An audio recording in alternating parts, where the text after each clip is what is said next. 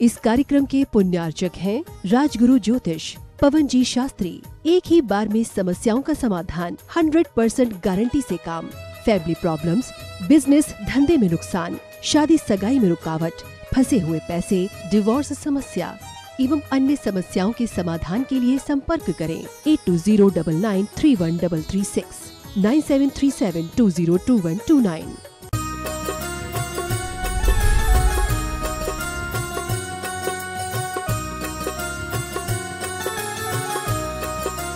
बोलिए देवादिदेव 1008 पार्श्वनाथ भगवान की जय जय जय। श्रवण संस्कृति के उन्नायक प्रातः स्मरणीय आचार्य भगवंत विद्यासागर जी महामुनि राज की जय जय जय। गुणायतन प्रणेता संघ का समाधान करता, भावना योग प्रवर्तक, तरुणाई के प्रखर वक्ता पूज्य मुनिवर श्री प्रमाण सागर जी महाराज की जय जय जय। मुनि संघ की जय जय जय।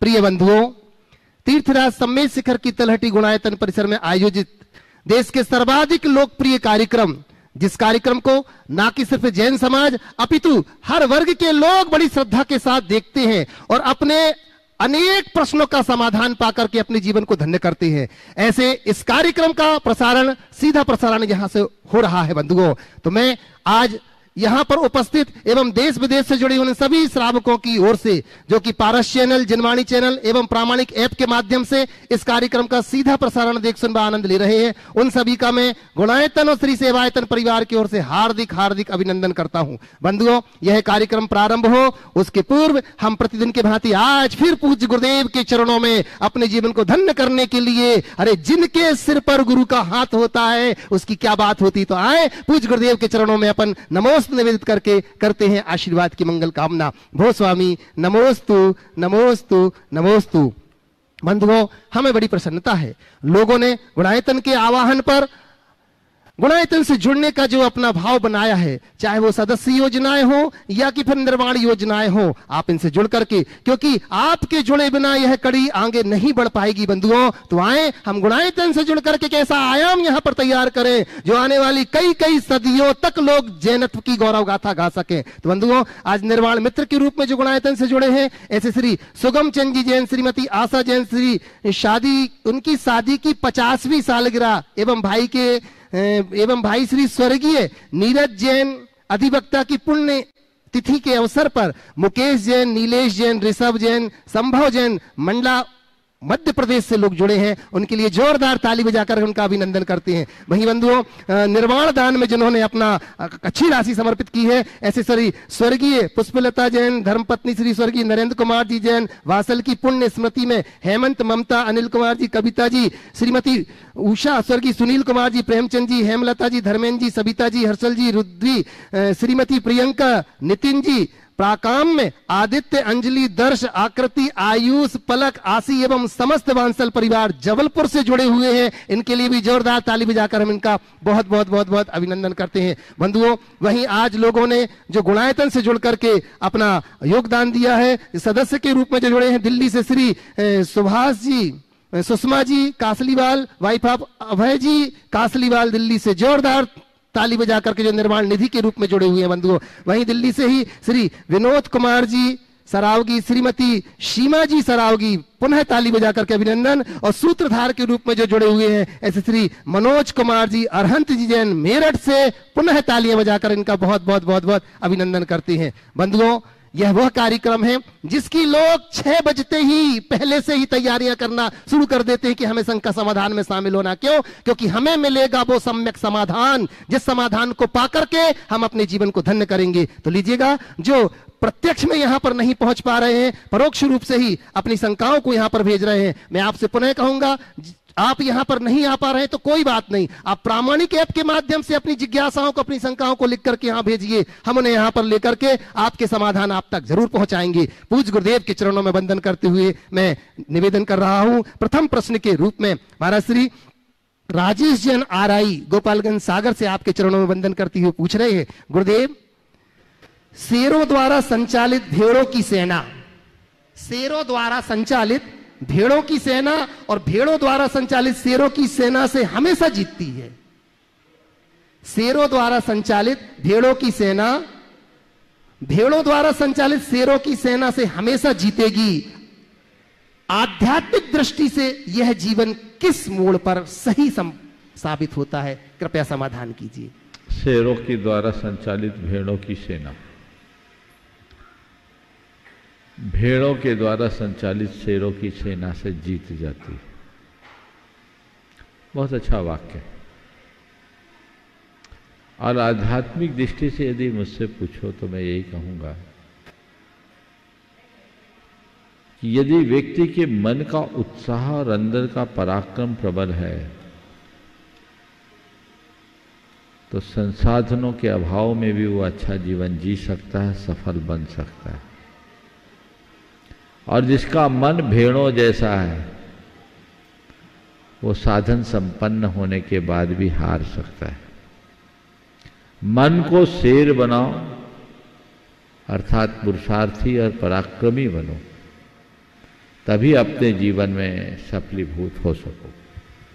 आशीष कुमार जी जो कि गुणायतन के ट्रस्टी अमरपाटन से, बहुत लंबा समय लेकर के भी उन्होंने बहुत जल्दी गुणायतन ट्रस्टी का अपना पूरा का पूरा समर्पित करके आज आपके चरणों में निवेदन कर रहे हैं। गुरुदेव, यदि जीवन की घटनाएं आपके विरुद्ध हो रही हों और आपस में भी प्रतिकूलता हो तो किन 4 बातों पर हमें विचार करना चाहिए, कृपया सूत्र प्रदान करें। जीवन की घटनाएं यदि विरुद्ध घट रही हो और आपस में प्रतिकूल, ऑफिस में प्रतिकूलता, 4 बातें पूछिए। देखिए, घटनाएं अपने हिसाब से घटती है, सभी घटनाओं में हमारा अपना नियंत्रण नहीं होता और ये कई लोगों के साथ होता है। जब कभी भी कोई ऐसी विषम परिस्थितियां निर्मित होती है तो पहली कोशिश ये देखनी चाहिए क्या ये परिस्थिति बदल सकती है। यदि बदलने की स्थिति है तो हमें बदलने का प्रयास करना चाहिए और ऐसा लगता है कि इस परिस्थिति में जीना हमारी बाध्यता है तो सबसे पहले अपने दृष्टिकोण को बदलना चाहिए, यानी चीज़ों को देखने का नज़रिया बदलना चाहिए। परिस्थिति को बदलना हमारे हाथ में नहीं है, पर परिस्थितियों के प्रति अपने दृष्टिकोण को बदलना हमारे हाथ में है। तो हम अपने दृष्टिकोण को बदलें। दृष्टिकोण को बदलते ही हमें दुख में सुख की अनुभूति होने लगती है, प्रतिकूलता में अनुकूलता दिखने लगते हैं, हमें विसंगति में संगति दिखती है और विपत्ति में भी संपत्ति दिख सकती है। दृष्टिकोण को बदले, देखें कि ये चीज़ें हैं, ठीक है, ये मान लो ये मेरी परिणति है, मुझे इसमें एडजस्ट होकर के रहना है, तो हम अपने जीवन में एक अच्छा समाधान बना सकते हैं। जो आपको दुखकर लग रहा है, यदि आपने उसे ही अलग दृष्टि से देखने की कला विकसित कर ली तो उस दुख में भी सुख दिख सकता है।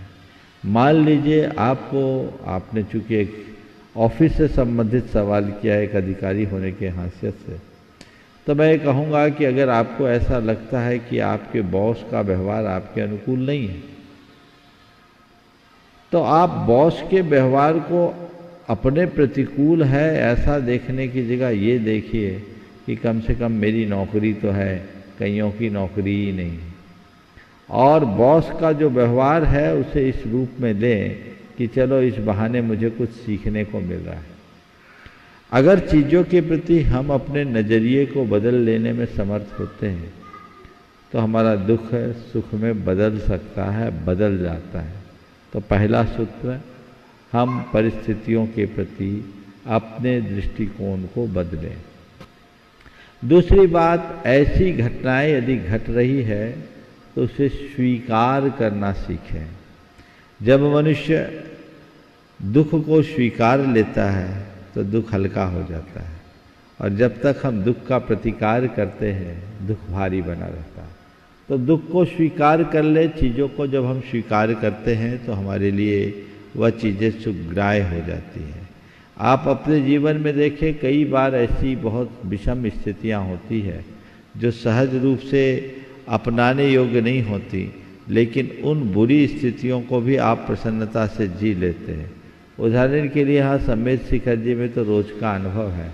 आप लोग पर्वत की वंदना करने के लिए जाते हैं, कितनी थकान भरी चढ़ाई आपको चढ़नी पड़ती है, कितनी कठिनाई के साथ आप चढ़ते हैं, लेकिन वहाँ चढ़ते समय मन में हर्ष ही होता, तकलीफ तो नहीं होती, क्योंकि आपने उसे स्वीकार किया, अपने मन से आप ऊपर गए हैं। कोई आराम की यात्रा नहीं है, लेकिन तकलीफ की यात्रा आनंद की यात्रा बन जाती है, क्योंकि आपने उसे स्वीकार किया।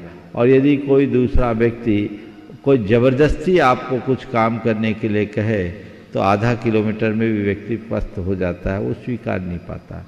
तो जब भी कोई दुख हो, विषम परिस्थितियां हों, दुर्घटना घटे, उसे स्वीकार कर ले कि चलो ये मेरी कर्म की परिणति है, ये मेरी नियति का परिणाम है, मेरे जीवन में ऐसा होना था, यही मेरे नसीब में है, मुझे इसे स्वीकार करना है और लेकर के आगे बढ़े तो हमारे लिए दुख हल्का होगा। तो पहली बात अपने दृष्टिकोण को बदलें, दूसरी बात चीज़ों को स्वीकार करें, तीसरी बात अपनी सहन शक्ति को बढ़ाएं। ये समझिए कि ये विपरीत परिस्थितियाँ हमारे जीवन में हमारे निर्माण का कारण बनकर आई है। हवा के आँच में पके बिना घड़े में पानी को धारण करने की क्षमता नहीं आती। कुछ पाने के लिए व्यक्ति को खुद को खपाना पड़ता है। तो ठीक है, मुझे इसे स्वीकार करना है और अपने अंदर की सहन शक्ति को भीतर से विकसित करना। जो व्यक्ति जितना सहन करता है उतना समर्थ बनता है। इस उक्ति को चरितार्थ करके चले। यदि आप सहन करेंगे तो आप समर्थ बनेंगे। इसलिए जो हो उसको मुझे सहना है, स्वीकार करना है, सहन करना है, दृष्टिकोण को बदलना है और मन में धैर्य रखना है। ये सोचिए कि अभी रात है, प्रभात होगा। ये अंधेरा है, उजाला होगा। रात लंबी होगी पर शाश्वत नहीं। रात के बाद प्रभात होना है, आज नहीं कल होगा। और जब तक होगा तब तक मैं धैर्य रखूं। यदि ये चारों बातें आत्मसात कर ले तो ऐसी स्थितियों को बहुत आसानी से जिया जा सकता है। प्रमोद जी जैन पापड़ीवाल महावीर नगर दुर्गापुरा से नमोस्तु निवेदित करते हुए कह रहे हैं, गुरुदेव, किसी व्यक्ति की मृत्यु होने पर उसके गद्दे तकिए कपड़े को प्रायः हम जला देते हैं, लेकिन उनके सोने की अंगूठी चेन को लेकर के दो भाई आपस में लड़ लेते हैं। प्रश्न यह है कि लाश के साथ अटैच सोने के सामान का सही उपयोग क्या होना चाहिए? कृपया समाधान करें। लाश के साथ अटैच सोने के सामान का क्या उपयोग होना चाहिए? सोने को तो आप लोग संभाल लेते हैं, पर सोने के सामान को जला देते हैं। जलाते हैं क्या? ऐसी परिपाटी है?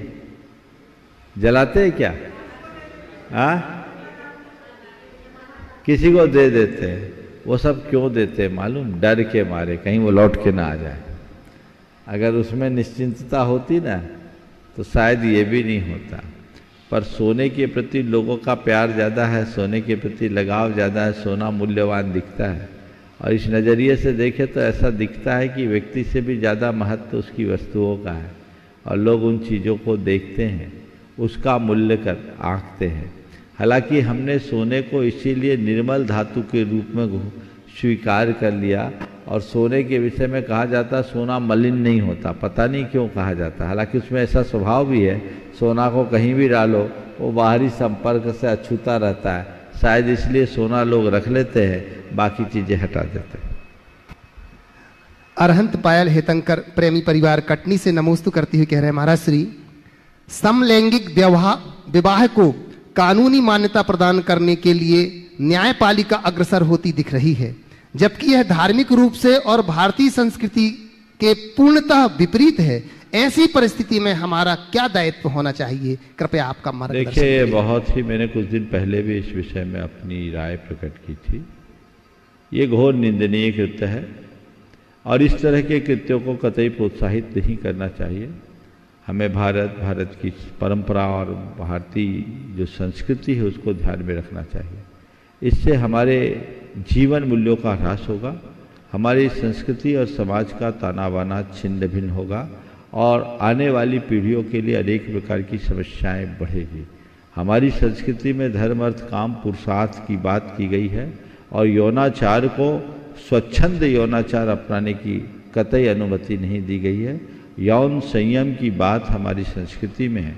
इस तरह की जो प्रवृत्तियां हैं ये लोगों की मानसिकता को विकृत करेगी और इसके भयानक दुष्परिणाम आएंगे और इसका सभी को पुरजोर विरोध करना चाहिए, क्योंकि भारत के सभी धर्म और भारतीय संस्कृति में इस तरह की बातें कहीं नहीं हैं। पाश्चात्य परंपरा से आई हुई इस तरह की बातों को आगे प्रोत्साहित किया जाना उचित नहीं है। माननीय सर्वोच्च न्यायालय में ये मामला विचाराधीन है। मुझे नहीं समझ में आता कि भारत में ऐसे कई मुद्दे हैं जो लोक हित से जुड़े हुए हैं। हमें सर्वोच्च न्यायालय का समय ऐसे कार्यों में बर्बाद करने की जगह लोक हित के मामलों को निपटारे के लिए आगे बढ़ाना चाहिए। तो चंद लोगों के मन की बात है जो उनकी अपनी मानसिक विकृति या अपनी निजी सोच का परिणाम हो सकता है, लेकिन यदि इन सब बातों को अपने अधिकारों के आधार पर कानूनी मान्यता मिलेगी तो इस तरह से हमारी पूरी पीढ़ियाँ नष्ट भ्रष्ट हो जाएगी, जो हमारी संस्कृति का सत्यानाश करेगी।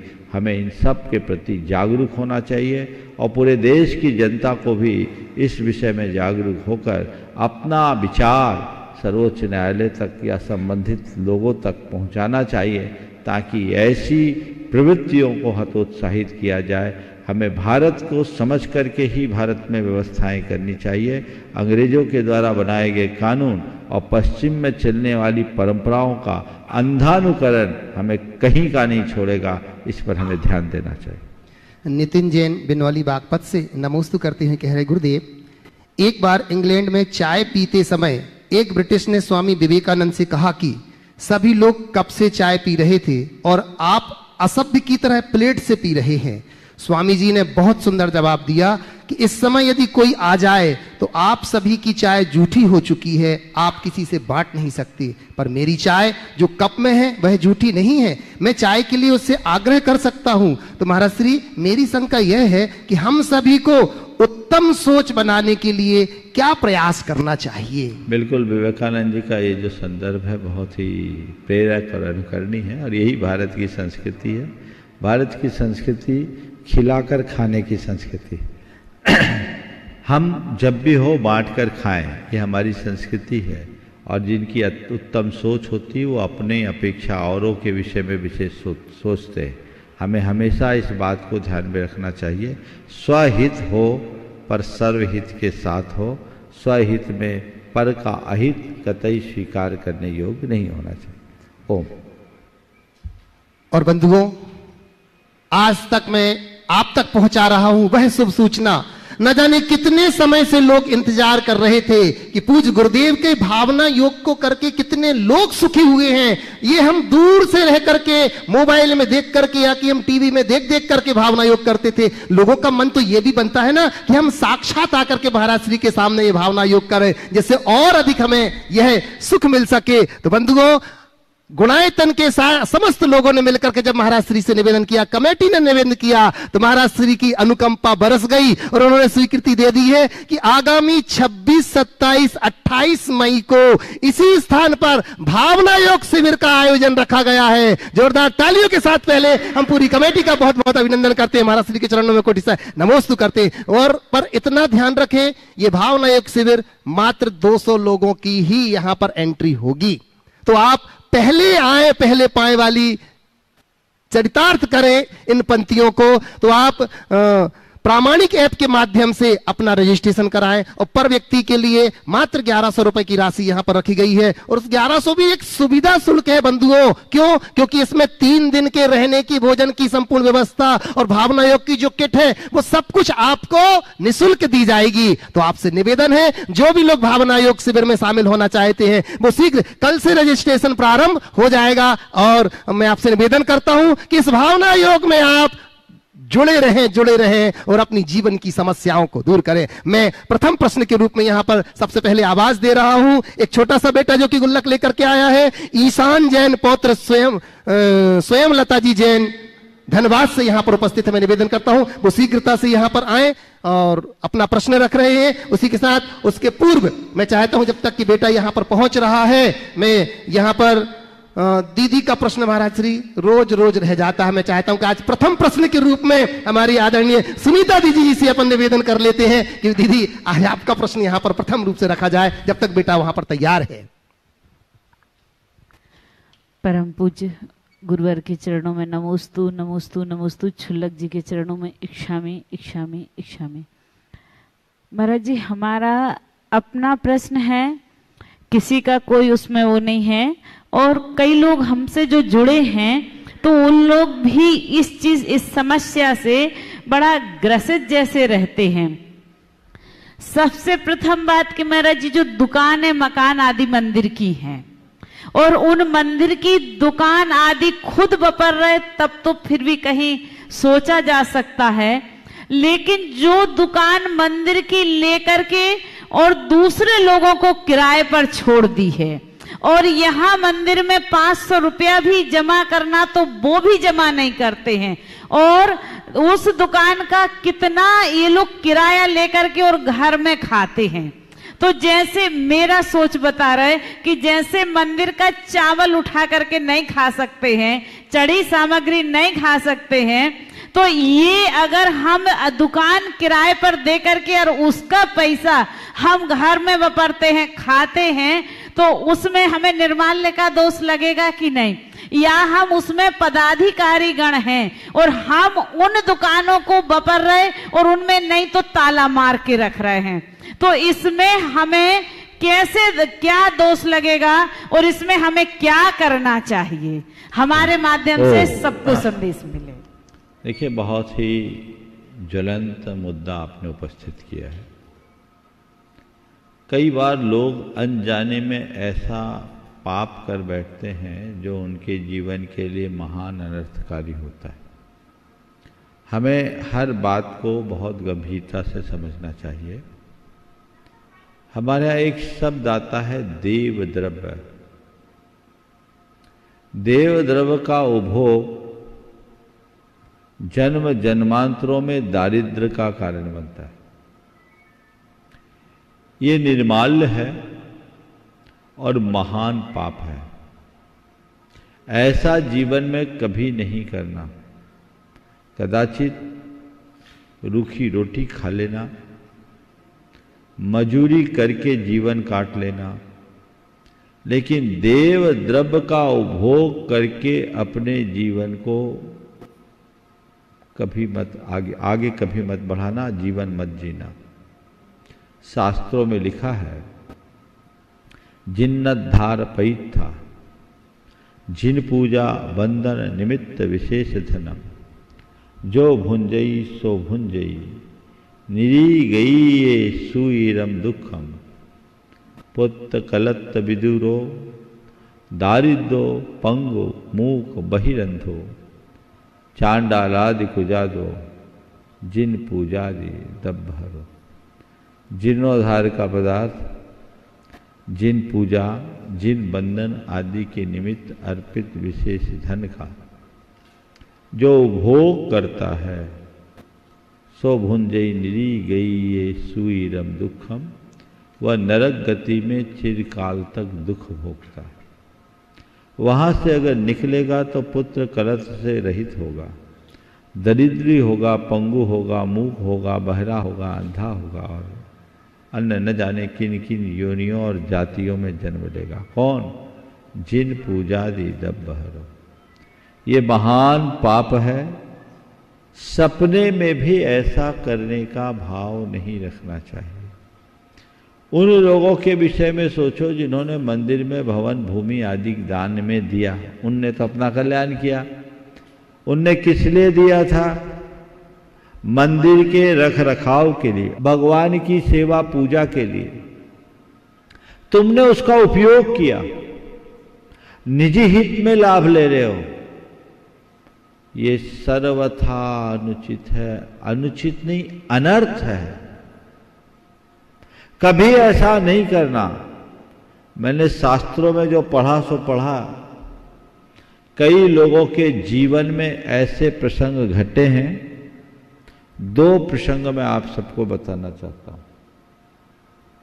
एक तो जयपुर का है। मैं जब जयपुर में था तो एक बार एक व्यक्ति मेरे पास आया। उस व्यक्ति ने अपनी मनोव्यथा कही और कहा, महाराज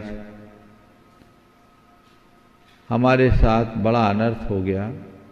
मैं एक मंदिर का कोषाध्यक्ष था कमेटी में, और मंदिर का 15 लाख रुपया मेरे पास पड़ा था। मुझे व्यापार में ज़रूरत पड़ी, पैसा पड़ा था, ये सोच के वापर लिया कि फिर जब बोलेंगे चुका देंगे। बिना किसी को कहे मंदिर के रुपयों को उनने उपयोग में लिया। संयोग ऐसा बना जिस कार्य में उनने रुपया लगाया था वो पूरा नहीं हुआ, रुपया फंस गया। उनके बेटे को हार्ट अटैक आया, बाईपास कराना पड़ा, उसमें रुपए लगे। और बोला 6 महीने की अवधि में उनको अपनी जायदाद बेचनी पड़ी और उस पर भी 50 लाख से अधिक की देनदारी हो गई। बोले महाराज जी आपको हमने सुना, उन्हीं दिनों मैंने इस बात को कहा था एक दिन। हमें अपने कारणों का एहसास हो गया और महाराज जी हमने सबसे पहले जो मंदिर का पैसा था 15 लाख रुपया चुका दिया और ब्याज दे करके भी चुकाया। आप बताइए हमें और क्या करना चाहिए। हमारे पास एक प्रॉपर्टी थी, उसको हमने सल्टा दिया। अभी न हमारे पास दुकान है, न व्यापार है, न घर है। लेकिन आपके वचनों के बाद हम इस बात से खुश हैं कि एक बड़े अपराध से हमने अपने आप को बचा लिया। उनने जब बोला, हमने बोला भाई गलती आपने की, अज्ञानता में की, उसका फल आपको तुरंत मिल गया। लेकिन अच्छी बात यह है कि आपने अपने आप को संभाल भी लिया। अब मैंने उनको जो प्रायश्चित उचित था वो प्रायश्चित बताया और फिर धीरे धीरे उनके बेटे ने एक जगह नौकरी की और नौकरी करके स्थिति को सुधारा। मतलब यह है कि देव द्रव्य का उपभोग करते ही उनकी ये दशा हुई। दूसरा प्रसंग मैं आपको बताता हूँ, ये मध्य प्रदेश की घटना है। पुराने समय में लोग मंदिरों में जमीनें लगा देते थे। एक गांव में एक मंदिर था, उस मंदिर में 10 एकड़ जमीन लगी हुई थी। मौखिक बोला हुआ था, वर्षों से बल्कि सैकड़ों वर्ष से चल रहा था कि ये मंदिर की जमीन है। और एक व्यक्ति जो गांव का आदमी था वो उसको जोतता था। जो भी मंदिर का थोड़ा बहुत खर्चा वर्चा होता था वही करता था, हिसाब किताब वही रखता था, क्योंकि उनकी पैतृक जमीन में मंदिर था और पुरखों की ही जमीन दी हुई थी। लोग कुछ बोलते नहीं थे। जब घर एक बचा तो लोगों ने उससे बात की। इस बीच वहां से बाईपास निकल गया, उसकी वैल्यू बढ़ गई इस जमीन की। जैसे ही बाईपास निकला वैल्यू बढ़ी, उसकी नीयत बिगड़ गई। जब लोगों ने कहा कि भाई इस जमीन को मंदिर की जमीन है तो मंदिर की व्यवस्थाओं के लिए आप इसको मंदिर को सुपर्द करो, समाज को दो। उस व्यक्ति ने कहा, किसने कहा है मंदिर की जमीन है? आपके पास कोई पेपर है तो लाओ, ये तो हमारे बाप दादाओं की जमीन है, हमारी जमीन। इतना उसने बोला। अब लोगों के पास कोई डॉक्यूमेंट्स तो नहीं थे। ठीक है भैया, तुम ऐसा बोलते तो हम क्या करें। लेकिन ऐसा पाप का उदय आया कि उसके बेटे का ट्रक से एक्सीडेंट हुआ, ऑन स्पॉट चला गया, बेटे को खोया। और पत्नी की किडनी खराब हो गई, दोनों किडनी खत्म। उस साल उसने चने का स्टॉक किया था, लाखों रुपए का नुकसान हुआ। जैसे कहते ना अंधेरा आता है तो 10 दिशाओं से होता। बेटा मरा, पत्नी की किडनी खराब, और फिर व्यापार में नुकसान, हालत खराब हुआ। संयोग से मेरा उस स्थान पर चातुर्मास था। मुझे जब इसकी जानकारी मिली, वो मेरे पास आया, उसने अपनी बात कही। हम बोले भाई देख, तूने जो किया उसका फल तूने भोग लिया, अब भी संभल, अपने आप को संभाल। ये बता, वो जो जमीन थी वो मंदिर की थी कि तेरी थी? बोले थी तो मंदिर की। तो तुमने क्यों बोला? बोले हमारी नीयत खराब हो गई थी। बोले देख, भगवान के साथ नीयत खराब करने का प्रतिफल तूने भोग लिया, अब सोच। फिर मुझसे उन्होंने बोला, मैंने उसको समाज में जमीन दिलवाई, उससे प्रायश्चित दिलवाया, उसने एक सिद्ध चक्र विधान किया। जो खो गया था वो खो गया, लेकिन व्यक्ति बच गया। अगर मैं ऐसे प्रसंगों को सुनाना शुरू करूं तो पूरा सत्र समर्पित कर सकता हूं, लेकिन मैं केवल संकेतों में आपसे कहता हूं, देव द्रव्य का उपभोग कभी मत करना। ये देने की जगह, लेने की जगह नहीं। यहां किसी भी रूप में अनुचित तरीके से आप लाभ कमाओगे, हो सकता है प्रत्यक्ष में आपको लाभ दिखे, लेकिन आपका भाव पक्के तौर पर बिगड़ेगा, तीव्र अंतराय कर्म का बंध होगा। कितने जन्म में भिखारी बनोगे कह नहीं सकते, अनाथ बनोगे कह नहीं सकते, क्या होगा कुछ नहीं पता। लोगों के लिए केवल पैसा दिखता है, इसलिए लोग इस तरह की बात को महत्व देते, बाकी चीजों को नकार देते हैं। मैंने कई जगह समाजों में देखा है, मंदिर के भवन वर्षों से ले रखे 200, 300, 400 रुपया महीने किराए के, और अपने दरवाजे पर किसी को बिठाया उससे 25,000, 50,000 रुपया ले रहे। 2-4 जगह तो ये देखा कि मंदिर के भवन में अगर 2 भाइयों में डिवाइडेशन हुआ तो पार्टीशन वाल खड़ी कर दी, जैसे उनके बाबूजी की जगह थी। और ऐसे लोग जब पदाधिकारी बनकर के पदस्थ हो जाते तो और बंटाधार होता है, कोई कुछ बोल नहीं सकता। पर मैं आप सबसे कहना चाहता हूं, कोई बोले या ना बोले, तुम्हारा ईमान बोलना चाहिए। देव द्रव्य का उपभोग कभी मत करना, करने मत देना। अगर घर में ऐसा कोई करता है तो कहता भैया हमको नहीं चाहिए। मंदिर की किसी भी संपत्ति का उपयोग या तो करो मत, और करो तो जो उसका वाजिब किराया है दो, और तब तक रखो जब तक मंदिर को उसकी जरूरत ना हो और तुम्हारे पास उसका कोई विकल्प ना हो। यदि मंदिर को जरूरत हो तो पहली प्राथमिकता दो। मैंने 1-2 जगह ऐसा भी देखा कि मंदिर में किराएदार हैं और मंदिर के विस्तार के लिए उसकी आवश्यकता है, और उसके बाद भी लाखों रुपया लेके मंदिर को छोड़े। ऐसे दुर्बुद्धियों को पता नहीं कि तुम मंदिर की जगह में रह रहे हो और मंदिर से पैसा ले रहे हो, तो लोगों का दिया हुआ ही तो पैसा ले रहे हो। दान के पैसे से कोई परप नहीं सकता। वहां त्याग करने का भाव होना चाहिए। तो त्याग करोगे तो उद्धार होगा। कहीं कभी किसी प्रकार का दान दो तो उसका उपभोग मत करो। ये देव द्रव्य है, ये निर्माल्य है। अतीत की कहानियों को हम पढ़ें तो धन कुमार के अतीत जन्म में वो अकृत पुण्य था जिसने निर्माल का भक्षण किया था। नतीजा वो ऐसा पुण्यहीन हुआ कि जन्म लेते ही पिता स्वर्ग सिधार गए। जागीरदार के घर पैदा होने वाला आदमी भिखारी जैसा जीवन जिया। ऐसे आख्यान एक नहीं अनेक भरे पड़े हैं। और पुराणों के आख्यानों की बात जानने दीजिए, आप अपने निजी जीवन में भी देख सकते हैं। आपके संपर्क में आने वाले भी ऐसे लोग हो सकते हैं, तो उन सब से अपने आप को बचा करके चलना चाहिए और उसी अनुरूप अपने जीवन की व्यवस्था बनानी चाहिए। ऐसे कृत्यों को कतई प्रोत्साहित नहीं करना चाहिए। आज आप अपने प्रभाव का उपयोग करते हुए भले ऐसा कृत्य करने में सफल हो जाओ, लेकिन तुम्हारी आत्मा का तो पतन अवश्यंभावी है। उसे गिरने से कोई नहीं बचा सकता, इसलिए ऐसे कभी नहीं करना। मैं महिलाओं को कहूँगा कि सबसे पहले कि घर के पुरुष यदि ऐसा करते हो तो कह देना हम खाना पीना छोड़ देंगे, पहले देव द्रव्य छोड़ो। हम घर में निर्माल्य नहीं आने देंगे। निर्माल्य को निजमाल कभी नहीं बनाना, ये हमारे जीवन को बर्बाद करेगा। हम अपनी पीढ़ियों को, हम अपने वंश को बर्बाद होते नहीं देखना चाहते। हम सीमित साधनों में संतुष्ट होकर के जी लेंगे, लेकिन गलत तरीके से अर्जित धन से संपन्न होना नहीं चाहेंगे। ये भाव जब लोगों के मन में आएगा तभी इस तरह की दुर्वृत्तियों से बच सकेंगे। इसी प्रकार कहीं दान बोला है तो दान बोलने के बाद उसे चुकाने में संकोच मत करना। कई लोग अनजाने में ऐसा पाप कर लेते हैं, दान बोल देते हैं फिर देना नहीं चाहते, बोलियां ले लेते हैं, पंचकल्याणकों में भाग ले लेते हैं और पैसा नहीं देते। ये महान पाप है। ऐसा करके वो अनर्थ करते। यदि तुम्हारी सामर्थ्य नहीं है तो बोलो ही नहीं, और बोला है तो उसे अपनी पहली प्राथमिकता लो, उसे कर्ज मान करके पूरा करो, क्योंकि ये तुम्हारी आत्मा के लिए महा अनर्थकारी बन सकता है। इसलिए सतत सावधान रहे। लीजिएगा। ईशान जैन स्वयं लता जी के साथ यहाँ पर उपस्थित हैं और इसी के बाद तैयार रहेगा जीत जैन भोपाल से। नमस्ते महाराज जी, नमस्ते। मैं ग्राटन के गुल्लक लाया हूँ।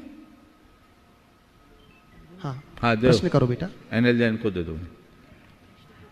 ये छोटा सा बेटा गुणायतन के लिए अपनी गुल्लक समर्पित कर रहा है और हमारे कोषाध्यक्ष एनएल जैन साहब ये प्राप्त कर रहे हैं और शीघ्रता से अपना प्रश्न रखेगा बेटा।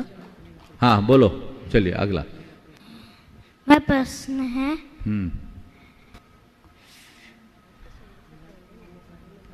बोलो। रात को सोने से पहले नमोकार मंत्रम क्यों पढ़ा जाता है? रात को सोने से पहले नमोकार मंत्र इसलिए पढ़ा जाता है कि अच्छे से नींद आ जाए और हमारे लिए किसी तरह का डर न लगे, कोई चिंता ना हो, बुरे सपना ना आए। ठीक है, चलो। चलिए जीत जैन भोपाल से और निवेदन करूंगा मैं नवीन जी मीनाक्षी जी लोहाड़िया हजारीबाग से, जिन्होंने आज पूज्य गुरुदेव के चरणों में रह करके प्रथम शांति धारा की विधान किया, अपनी 25वीं सालगिरह को वास्तव में धर्म रूप बनाया। बोलो जीत। हाँ अच्छा, आपका भी है, जल्दी बोलो। नमोस्तु महाराज जी, सभी छुल्लक जी महाराज जी को, इच्छामी महाराज जी, सभी जीवों की तरफ से क्षमा क्षमा क्षमा। नमोस्तु महाराज जी। महाराज जी मेरा प्रश्न है कि अष्टानी का पर्व जो होता है उसमें हम द्रव्य चढ़ाते हैं और अर्घ के साथ एक फल भी चढ़ाते हैं। तो महाराज जी फलों में 5-6 तरह के फल होते हैं, श्रीफल, गिरिगोला, अखरोट, बादाम, सुपारी इत्यादि। तो महाराज जी हमें कौन सा फल चढ़ाना चाहिए जिससे कि हमें कुछ दोष ना लगे? देखो, जिस फल में जीव जंतु ना हो, प्रासु को वो फल चढ़ाना चाहिए। हाँ बोलो जीत और फिर उसके बाद। हाँ जीत बोलो। हाँ नमोस्तु महाराज जी, नमोस्तु। मेरा और मेरी परिवार की तरफ से आपको सादर नमोस्तु। महाराज जी मेरा प्रश्न ये है, अच्छे समय से ज़्यादा अच्छे इंसान के साथ रिश्ते रखो, क्योंकि अच्छा इंसान अच्छे समय ला सकता है परंतु अच्छा समय अच्छा इंसान नहीं ला सकता। तो महाराज जी हम अच्छे इंसान की तलाश कैसे करें? बस अच्छे इंसान की तलाश हमेशा करना चाहिए और अच्छे इंसान की तलाश करने के लिए देखो जिसके विचार अच्छे हैं, जो हमें अच्छी प्रेरणा दे, जिसकी आदतें अच्छी हो, जिसकी जीवनचर्या अच्छी है, जिसकी सोच अच्छी हो, उसे अच्छा इंसान के रूप में देखो और निकटता से पहचानने के बाद उसके नज़दीक आओ। नमस्ते महाराज जी। नवीन जी मीनाक्षी जी लोहाड़िया हजारीबाग से और इसी के बाद तैयार रहेंगे राकेश जी कलकत्ता, अनीता जी, हेमंत जी, राकेश जी पाटनी। सभी एक साथ प्रश्न एक करेंगे। हमारे शहर हजारीबाग का नगर गौरव मुनि 108 परमान सर जी महाराज की जय जय जय। नमोस्तु महाराज से नमोस्तु। गुरुदेव जब पहली बार आप मुनि दीक्षा के पश्चात आपका शिखरजी में आवागमन हुआ था, तब आपने पर्वतराज की 3 बार परिक्रमा की थी। तो उसमें मुझे सौभाग्य मिला था कि आपके साथ तीनों परिक्रमा मैंने किया था। तो तीसरी परिक्रमा में मैं कुछ देर के लिए थोड़ा आपसे दूर हो गया था। तब आपने मुझसे कहा था, जब मैं वापस आया तो आपने मुझसे कहा कि एक ही राशि के हो, साथ साथ चलो। आपका भी नाम नवीन था और मैं भी नवीन हूँ, तो एक ही राशि के और एक ही शहर के हैं, पर आप कहाँ से कहाँ आ गए और मैं वहीं का वहीं रह गया हूँ। तो आगे मैं क्या करूँ कि आपके मार्ग में थोड़ा सा आगे जो बीत गया सो भूल जा, अभी भी वैकेंसी है, आ जा। रास्ता तो अभी भी खुला, उसमें क्या है। जो खो गया उसे पकड़ने से कोई अर्थ नहीं, जो बचा उसको बचाकर आज भी हम आगे बढ़ सकते हैं। जब जागो तभी सवेरा। नमस्ते महाराज श्री। महाराज श्री एक और प्रश्न है। हाँ महाराज श्री, आपका आगमन हुआ था हमारे शहर में, तो वहाँ पे हमारे समाज में संत निवास बनने का था, तो आपके समक्ष वहाँ पे राशि भी सब लोग बोल चुके थे और कुछ और भी काम होना था मंदिर देखो, में। ये सवाल यहाँ का नहीं, अलग से कर लेना। नहीं महाराज से, तो अभी माता जी जो बोली तो उसकी समझ तो अच्छा, हाँ। इसका जैसे जो लोग राशि बोल चुके और उसमें कुछ ऐसा है। देखो, मैं तो हमेशा तुम लोगों को बचा के चलता हूँ। तुम लोगों का संकल्प ये है कि संत निवास बनेगा तो हम देंगे। संत निवास बना नहीं तो नहीं बना, तो जो नहीं बना है वो पाप के भागी है, तुम लोग नहीं है। जब बनेगा तो दे देना। तो जितने का भी कमिटमेंट है, कंडीशनल कमिटमेंट, चांदी के भी बोली हुई थी। हाँ, जो भी मेरे सामने जो कमिटमेंट, सुनो मेरी बात, मेरे सामने जो कमिटमेंट हुआ वो कंडीशनल था, ठीक है ना। तो इसलिए अगर वो काम नहीं हुआ तो आप देनदार नहीं हो। और भी कहीं पर भी आपने कोई कमिटमेंट किया, ये बात बहुत अच्छी आपने उठाई, कोई कमिटमेंट किया और वहाँ आपको दिख रहा है कि इसका उपयोग नहीं हो रहा, तो मत देना पैसा। पैसा अपने पास सुरक्षित रखो, थोड़े दिन इंतज़ार करो।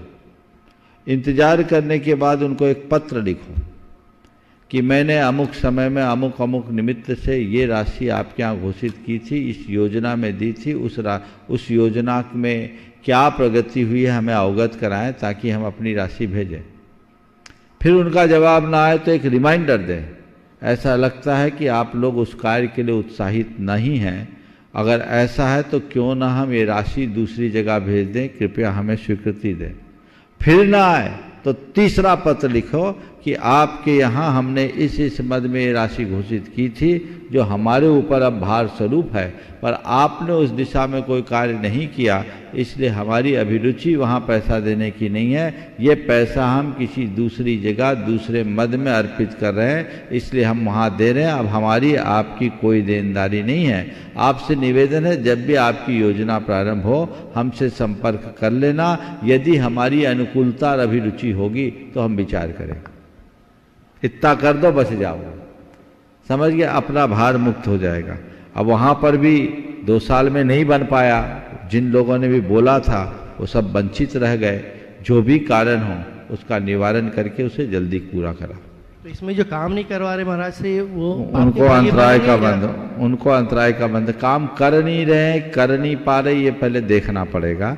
कर नहीं रहे हैं तो महान अंतराय है, कर नहीं पा रहे तो तुम सबका अंतराय कि काम क्यों नहीं हो रहा है, दोनों चीजें होती है, तो पहले उसको समझो। राकेश जी काला, अनीता जी गंगवाल, हेमंत जी गंगवाल, राकेश जी पाटनी एक साथ यहाँ पर उपस्थित, और इसी के साथ तैयार रहेंगे, पीछे दो, इसी के साथ तैयार रहेंगे समीक्षा मधुर जैन इंदौर से। गुरुदेव के चरणों में त्रिवार नमोस्तु नमोस्तु नमोस्तु। गुरुदेव, आप कहते हैं तुम्हें माता पिता ने जन्म देकर नया जीवन दिया, तुमने गोद गीली की तो सूखे में सुलाया, मजदूरी कर कर तुम्हें अच्छी शिक्षा प्रदान की, तुम्हें आर्थिक रूप से संपन्न किया। गुरुदेव, आप भी तो अपने माता पिता के संतान थे, आप से उन्हें क्या मिला? बहुत अच्छी बात है। ये सवाल जब मैं हजारीबाग गया था ना, तब पहली बार गया तो किसी ने मुझसे पूछा था, और उस सभा में पूछा था जिस सभा में इस भौतिक शरीर को जन्म देने वाले जनक जननी दोनों बैठे थे। उन दिनों लाइव नहीं चलता था, पर पर्चियाँ आती थी, तो तुम्हारा ही सवाल उनने मुझसे कर दिया, और संयोग से उस दिन मदर्स डे था या और कोई ऐसा दिन था। तो मैंने कहा, देख भाई, माता पिता की सेवा करना हर संतान का कर्तव्य है, करना चाहिए, पर माता पिता का भरण पोषण करना या उनका ख्याल रखना मात्र सेवा नहीं है। माँ बाप की असली सेवा उनके गौरव को बढ़ाना है। माँ बाप की असली सेवा उनके गौरव को बढ़ाना है। मैंने कहा था, यहाँ बैठे पूछ लो, जो 2 घर में बैठे उनसे ज़्यादा खुश हो कि जो निकल गया उससे ज़्यादा खुश। समझ गए? तो माँ बाप की उपेक्षा मत करो, माँ बाप का उद्धार करने का रास्ता पकड़ो। और यदि कोई सन्मार्ग पे निकलता है, साधु जीवन को अंगीकार करता है, धर्म संस्कृति या देश के उत्थान में अपने आप को लगाता है, तो उसका पहला श्रेय किसको मिलता है? हाँ, माता पिता को। वो कहता है, धन्य है कि आपने ऐसे पुत्र जने। दुकान में बैठने वाले को कोई धन्य नहीं कहता कि तुमने ऐसा पुत्र जना। जो जगत का कल्याण करने में लगते हैं, जो जगत का निर्माण करने में लगते हैं, उनको कहते हैं। इसलिए मैं सबसे कहता हूं, एक आध ऐसा सपूत भी पैदा करो, बाकी तो कपूतों का कोई ठिकाना नहीं, वो कैसे निकलेंगे कोई भरोसा नहीं। इसलिए एक ऐसी संतान, एक चंद्र तमोहंती की तरह हो, सबका उत्थान। नमोस्तु गुरुदेव, नमोस्तु। लीजिए, समीक्षा मधुर जी अपना प्रश्न लेकर के आए, और इसी के साथ निवेदन करूंगा तरुण जी पाटौदी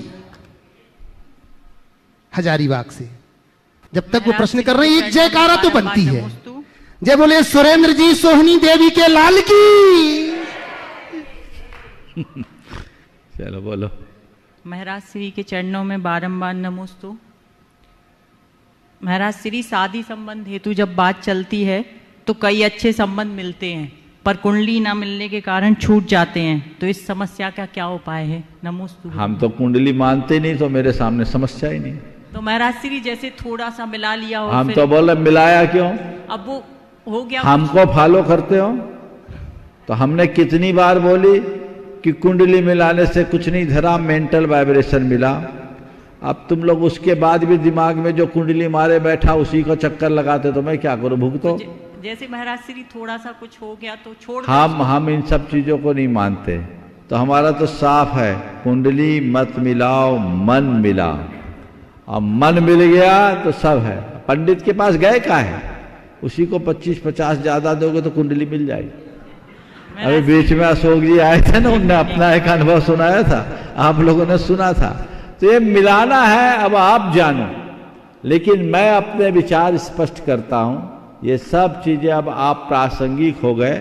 लोग परंपरा के नाम पर मिलाते हैं। 36 गुण मिलाने वालों के 36 के आंकड़े मैंने देखे, और जिनकी कुंडली कभी मिली नहीं आज आनंद से जी रहे। इसलिए कुंडली मिले न मिले, मन मिलाने को ध्यान में रखो, नहीं तो पता नहीं कितने दोष आते। और आज लोगों के सामने बड़ी दुविधा है। एक बहन जी आज मुझसे कह रही थी, महाराज जी 70-80% तो लड़के लड़कियों में पहले से सेट होते हैं, तो ऐसे ही चले गए। अब 20% बचते हैं जिनके लिए हम लोग खोजते हैं, तो हमारे पास ऑप्शन लिमिटेड रहते हैं, किसको खोजें? अब शादी ब्याह संबंध करेगा, उसमें भी कुंडली का मिलान कर दो तो मिलेंगे ही नहीं। फिर 30-30 वर्ष तक बिठा के रखते हैं घर में, और बाद में जैसे तैसे शादी ब्याह हो भी जाए तो फिर संतान में परेशानी होती है। तो ये सब चीज़ों को गंभीरता से विचार करके देखना चाहिए। महाराज श्री नमोस्तु नमोस्तु। एक और लोग भी हैं, चलो जल्दी से करो। हाँ महाराज श्री, दर्शन व्रत आदि नियम लेने के बाद अगर कुछ कारणों से छूट जाता है तो हमें क्या करना चाहिए? नमोस्तु। उसको वापस कंटिन्यू करना चाहिए, गुरु से प्रायश्चित लेना चाहिए। तरुण सुनीता जी पाटौदी हजारीबाग से, और इसी के साथ तैयार रहेंगे रोहित जी बड़जात्या हजारीबाग से। नमोस्तु महाराज श्री। महाराज श्री, आजकल देखा गया है सत्य को परीक्षा देनी पड़ती है और झूठ बहुत आसानी से पास हो जाता है। सत्य की खोज करना, फिर सत्य को प्रूव करना, और इसमें इतना समय लग जाता है, तो सत्य की महत्व क्या रह जाती है? मैं तो इतना ही जानता हूं, कसौटी पर सोने को कसा जाता है, पीतल को थोड़ी। सत्य की परीक्षा इसीलिए होती क्योंकि वो सत्य है। परखा तो सोने को जाता है, पीतल को कौन परखता है? तो असत्य पीतल है, उसकी तरफ मत जाओ। सत्य कितना भी महिमा मंडित होगा उसका मूल्य नहीं होगा, और सत्य कितना भी प्रताड़ित होगा उसका मूल्य नहीं घटेगा। इसलिए इन सब बातों को देखकर अपनी सत्य निष्ठा को प्रगाढ़ बनाना चाहिए, उससे विमुख नहीं। रोहित जी बड़जात्या हजारीबाग से। एक ही करो, अभी नाइट बहुत है, उधर दो कल। रोहित जी बड़जात्या हजारीबाग से, और इसी के बाद मैं निवेदन करूंगा डॉक्टर DC जैन साहब न्यू दिल्ली से। नमोस्तु महाराज जी। प्रथम देव दर्शन का क्या महत्व है? देखो, धर्म का प्रथम देव दर्शन, बहुत अच्छी बात आज इसने मुझे बताया। महाराज मैंने नियम ले रखा कि सबसे पहले मैं भगवान के दर्शन करूंगा। 4 बजे मंदिर चला जाता है, मंदिर खोलता है, तो बहुत अच्छी बात है। ये तो भाव होना चाहिए कि मैं अच्छे कार्य के लिए अहम किया, अहम सबसे पहले मैं। पाप का काम हो तो सबसे आखिरी में मैं, और धर्म का काम हो तो सबसे आगे मैं। ये सोच अपनी बना करके चलोगे तो बहुत अच्छा है। जो प्रथम दर्शन करने का मनोभाव रखता है उसकी प्राथमिकता बदल गई। सबसे पहले मुझे दर्शन करना है, इसके बाद कुछ और करना है, साथ ही से पुण्य के बंध का कारण बनता है। नमस्कार। डॉक्टर DC जैन साहब दिल्ली से, और इसी के बाद तैयार रहेंगे राजेश जी पहाड़िया दिल्ली से और पंकज जी सेठी दिल्ली से।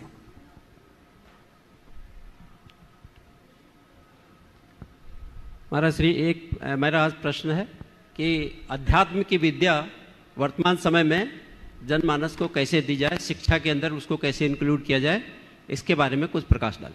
बहुत अच्छा सवाल आपने किया है। आज की शिक्षा व्यवस्था में अध्यात्म की विद्या को कैसे समाहित किया जाए। इसके लिए चाहिए कि भारत सरकार से बात करके शिक्षा नीति में बदलाव लाए, और आजकल ये वैल्यूज के नाम पर किया भी जाने लगा है, पर उसके पाठ्यक्रम को और अच्छे से बनाया जा सकता है। ध्यान साधना का अभ्यास कराकर लोगों में एक आध्यात्मिक क्रांति जगाई जा सकती है।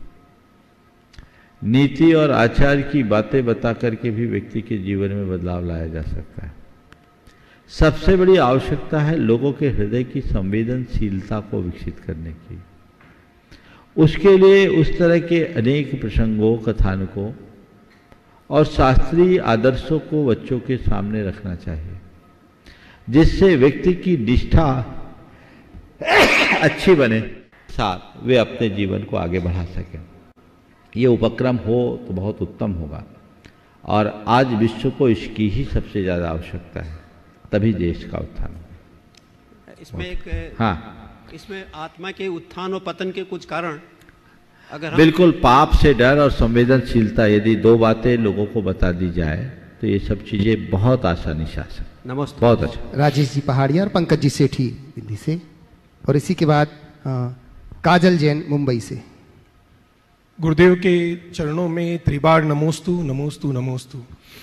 गुरुदेव, जब समय अनुकूल नहीं रहता है तो हम धर्म के प्रति बहुत झुक जाते हैं, मंदिर जाना, तीर्थ करना, सब कुछ करते हैं, और जब समय प्रतिकूल आता है तो फिर हम उसी कार्य को थोड़ा डर के करते हैं। शायद समझ लीजिए कि मेरे पे घटित है ये। जब समय प्रतिकूल आया तो धर्म के प्रति थोड़ा सा समय कम लगने लगा। ये करना पड़ रहा है क्योंकि ये डर लगता है कि ये पुराना समय घूम के वापस ना आ जाए। इसको बैलेंस कैसे करें गुरुदेव? देखिए, समय प्रतिकूल होने में धर्म के प्रति जो लोगों का लगाव है ना, वो स्वाभाविक है, क्योंकि जब धूप की व्याकुलता सताने लगती है तो लोग छाया की तरफ भागते हैं। मन में विश्वास है कि इससे छाया मिलेगी, तो उस छाया की आस में लोग आगे बढ़ जाते हैं, और जैसे जैसे अनुकूलता होती है लोग लापरवाह हो जाते हैं। आप धर्म की बात जाने दीजिए। अगर किसी को सर्वाइकल स्पॉन्डिलाइटिस की प्रॉब्लम है तो जिस समय तकलीफ होती है ना, उस समय तो रोज 4 बार एक्सरसाइज करते हैं, और जैसे जैसे आराम होता है फिर वो उसके प्रति लापरवाह हो जाते हैं। होता है जी। तो लोगों ने धर्म को जीवन का अंग मानने की जगह विपत्ति के निवारण के साधन के रूप में स्वीकारा है। वो हमारा इलाज है, वो हमारी चिकित्सा है। तो बीमार है तो धर्म का उपयोग करो, ठीक हो गए तो भूल जाओ। तो ऐसे लोगों की प्राथमिकता में धर्म है ही नहीं। वो जो धर्म कर रहे वो ही धर्म नहीं है, वो तो पुण्यवर्धक क्रिया कर रहे इसलिए कि ये मेरे विपत्ति का नाशक होगा। और यदि व्यक्ति धर्म के मर्म को समझकर धर्म स्वीकारेंगे तो उनके मन में आएगा ये धर्म मेरी आत्मा का उद्धारक होगा। हमारे तीर्थंकर भगवंतों ने दुख के दिनों में धर्म को स्वीकारा कि सुख त्याग कर धर्म को स्वीकारा? सुख को त्याग कर। क्यों? क्योंकि उनने धर्म के मर्म को जाना। इसलिए सब कुछ होते सब कुछ त्यागा, वो भी बिना विषाद। आप लोग बोलते हो ना, छोड़ दिया। आत्मा को केंद्र में रख करके धर्म करो, उसके मर्म को पहचानो, अपने आप संतुलन हो जाएगा। जिसके लिए मुझे धर्म करने की बात की जा रही वो मेरा धर्म का उद्देश्य ही नहीं है। मैं इसलिए धर्म नहीं करता कि मेरे संकट टल जाए, मैं इसलिए धर्म करता हूं कि संकटों में भी अपने आप को संभाले रखूं। अपनी दृष्टि को बदलिए। आध्यात्मिक दृष्टि को आत्मसात करके जब आप धर्म करेंगे तो आपकी स्थिति निश्चित बदलेगी। नमस्ते। नमस्ते। काजल जी मुंबई से, और इसी के बाद निवेदन करूंगा मैं अतुल शीतल निहाल वंदना लाघानी परिवार बक्सरा गुजरात से। नमोस्तु महाराज जी, मेरे ससुराल और मेरे पीहर दोनों परिवार की ओर से नमोस्तु नमोस्तु नमोस्तु। इक्षामी महाराज जी, इक्षामी महाराज जी, इक्षामी महाराज जी। मेरा क्वेश्चन ये है कि जब कोई अपने पारिवारिक या कोई भी परेशानी बताता है और उसको हम आध्यात्मिक रूप से रास्ता दिखाते हैं या कोई समाधान बताते हैं, तो वो बोलते हैं कि आपने उसकी तरफ माइंडसेट अपना घुमा लिया है, आपके दिमाग में केवल वही बात चलती है या आप ज्ञान बांट रही हो उस चीज में। तो फिर इस समस्या को हम कैसे सुलझाएं, उनको कैसे समझाएं? सीख ताही को दीजिए जाको सीख सुहाए। जिनको आपकी सलाह सुनकर ऐसा लगता है ज्ञान बांट रहे हैं, तो कहे ठीक है मैं नहीं बांट रहा हूँ, मैं बांट नहीं रही हूँ, मेरे पास इतना है भी नहीं, आपको जो चाहिए वो ले लीजिए। और मेरे पास अगर आपको चाहिए तो मैं केवल आपको सलाह ही दे सकती हूँ, मेरे पास और कोई व्यवस्था नहीं है। तो जिस व्यवस्था की आप अपेक्षा रख रहे हैं आप उसको रखिए। अंतर इतना है कि एक आदमी दवाई, शरीर में कोई तकलीफ हो तो ऊपर का मरहम लगा रहा है और एक आदमी काढ़ा पी रहा है। काढ़ा कड़वा जरूर लगता है पर बीमारी को जड़ से निकालता है, ऊपर के मरहम से तात्कालिक आराम मिलता है। तो मैं केवल तात्कालिक आराम की बात नहीं कर रहा हूँ, मरहम लगा करके आपको आगे बढ़ाने की बात कर रहा हूँ। समझ गए? समय आप सबका हो गया है, इसलिए आज जिस भावना योग की बात की गई, भावना योग की जिसकी बात की गई है, आप सब लोग उसका लाभ लें। चूंकि व्यवस्थाएं सीमित है इसलिए जल्दी आकर के जल्दी लाभ लेना चाहिए। बोलिए परम पूज्य आचार्य गुरुवर श्री विद्यासागर जी महाराज।